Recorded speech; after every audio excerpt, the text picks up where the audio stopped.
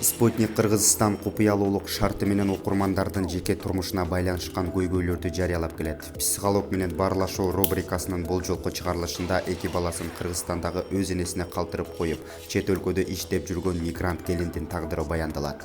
Бактысыз балалыгым. Балалыгым башкалардыкындай деле өткөн жок. Атам аракты жакшы көргөн неме болчу. Байкуш апам ага кыйындыгынан эле чыдады окшойт. Ичип эле тим болбой апама, апам жокто бизге да кол көтөрчү. Атам ичип алыптыр деген күнү үйгө түнөмөй жок. Бир күнү кошунаныкына, экинчи күнү дагы бир туугандарыбыздыкына качып бармай.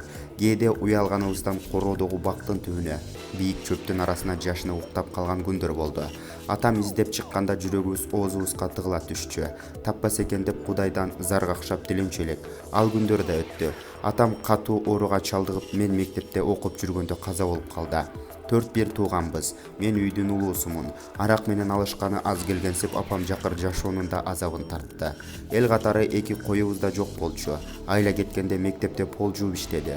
Кол арага жарап калгандан кийин эле апама жардамдашып, пол жууп, ар кимдин жумушун жасап жүрдүк. Жогорку окуу жайды кыялданган да жокмун. Анткени апама жардам беришим керек болчу.